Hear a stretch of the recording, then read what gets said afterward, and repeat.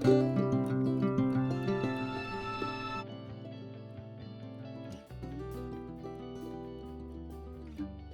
is Scott the Fix-It Guy. Today we have a Frigidaire dishwasher. The customer mentioned that it just isn't draining, so we're going to take a look and see what could be doing it.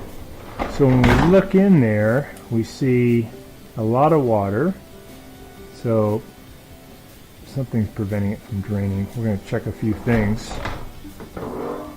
One thing we'll try first is just the cancel button. Alright, so we should hear it. Maybe we can hear the drain motor kick in when we close it. Cancel. Theoretically that should go to drain now. Should activate it. I'm not hearing anything. Reach in here and feel anything. Oh, you know what? When I get closer, I can hear the drain motor humming. So what this means is that something got caught, like a little piece of glass, in the drain motor. So I'm going to get the dishwasher out and just get that little piece of glass or ceramic out. It's going to be pretty easy. First thing I'll do is I'll get the water out of the inside by bailing it out. You can just use like a mug or cup to start the bailing. And then when you get near the end, I usually use a turkey baster. You even get a little pump, electronic pump that'll do this too. But it's pretty quick and easy just to use a cup. I'm bailing out the water. I decided to move a little bit of the filter, and there's a lot of debris in here, so I think that there's just a ton of junk. And this is a case where the customer does not rinse their dishes, and this is what will happen. The dishwasher will not work well, and it will. This is the problem. So it's going to be a matter of just getting all this crud out from where the drain is, and it's going to work fine. And also it'll clean a lot better once we remove all this stuff. So it is really wise to rinse your dishes. So I got the filter off, and we can see the filter is massively clogged. So it's a wonder this machine could even clean dishes at all. It's just way too much debris. And I'm just using now, I bailed out most of the water. I'm just using a turkey baster to get the final amount. And we're going to see if we can get all this crud out of the way, and then also we'll check on the drain pump, because something is blocking the drain pump.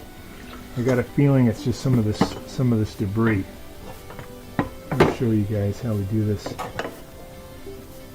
But a lot of junk in there, right? That's all stuff that can get pulled into the circulation motor and cause all kinds of problems. So please rinse your dishes.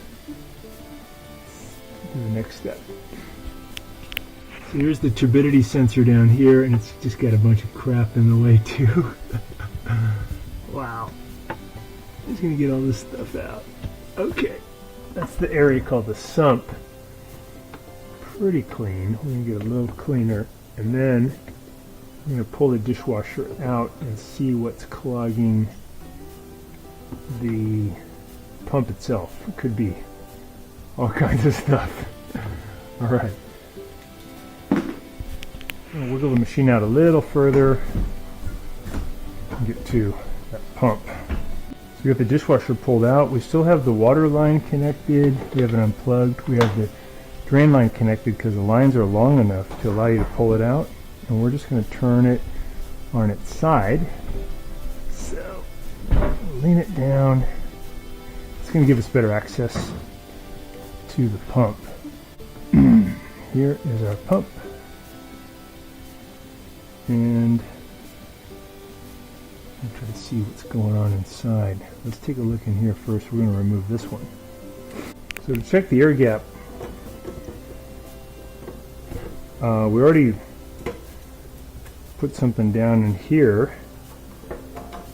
Seems clear, but I'm going to remove it from the sink and take a different look. So to do that, I'll spin this off.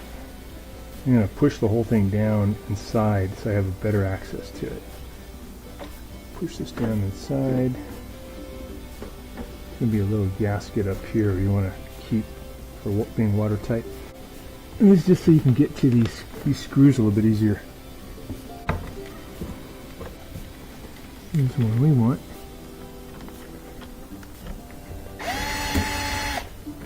That screw off. So I'm just pulling the drain hose off of the air gap right now. I can take a better look at what's going on. Here's my drain hose. Pretty good.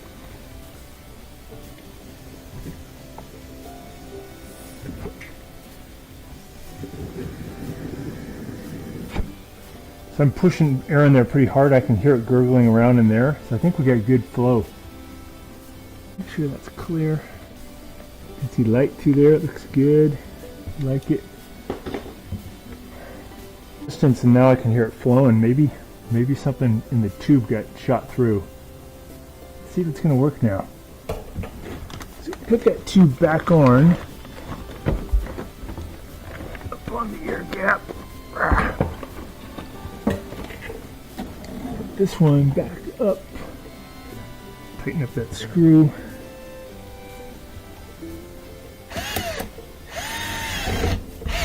It's tight. I'm going to push this thing back up. And what I usually do is I'll put my finger down here so I can kind of feel, use my other hand, push it up in there. It helps me index it so I can find it. There it is. Push it up, gasket on there. And I'm going to thread this nut back on the air gap. Take this dishwasher for a test drive. See how it's doing.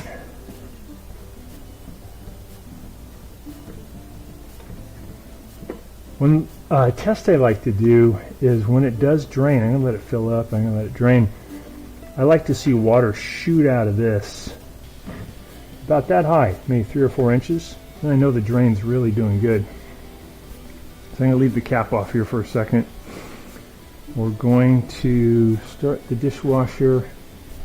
Here we got power. It says power failure. That's normal because it's telling you the power went out. I'm going to select the cycle. Do quick wash. 50 minutes. Start. It's letting water in.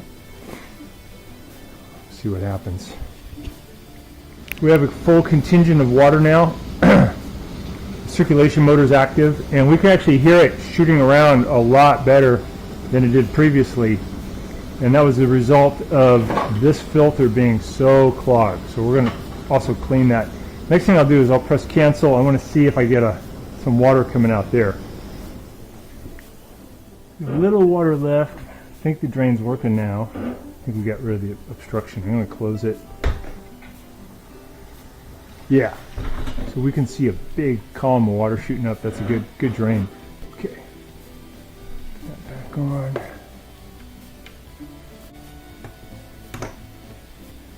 Put that back. We're just getting the surface stuff off of the screen. And you got to get in here and get all this stuff out too, because that is where the water flows. Should flow, wants to flow. So this filter's pretty good. It looks like it trapped a lot of the stuff before it got into the mechanism, but some definitely got in. Look at this stuff, so thick. This one, this port has to go that way.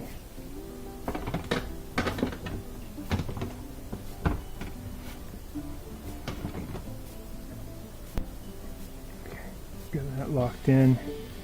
This back in. We're going to put these screws back in.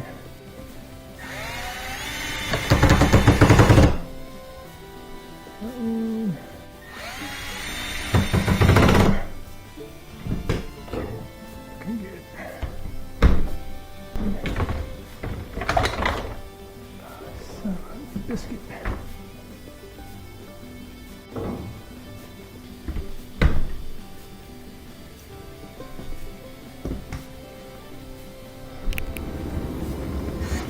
Putting in your last screws. We can hear the circulation motor is just really doing good, pushing the water around really well.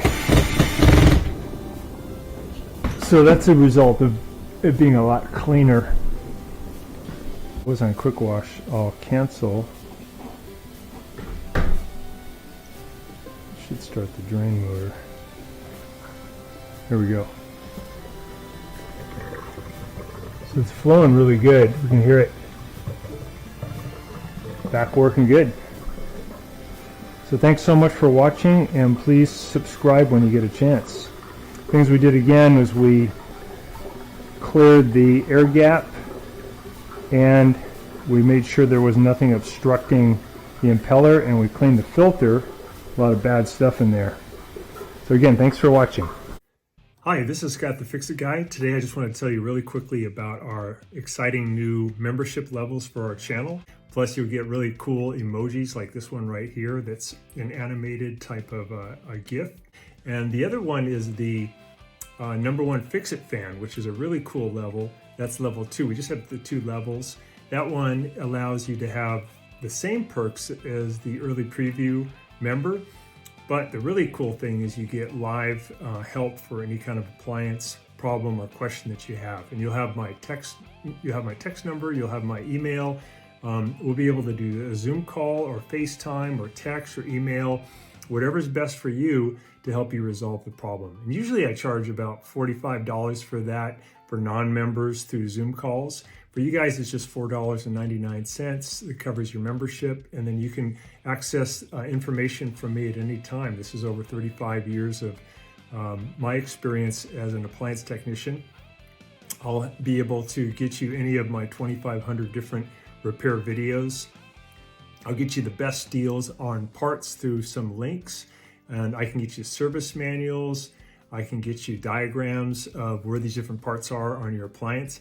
The main thing is to be able to save you money. If you have somebody come out and do the repair, you know, it's at least about $120 for them just to come out and take a look. And you'll be able to do most of these repairs for probably under $20 in parts. And I really am excited and have fun helping people to do these kind of repairs and to help you save money. So I look forward to you becoming a member of our channel, and I really appreciate all your support. And if you can join today, just click on the link below and we'll get you started, and I'll look forward to talking with you soon. Thanks again.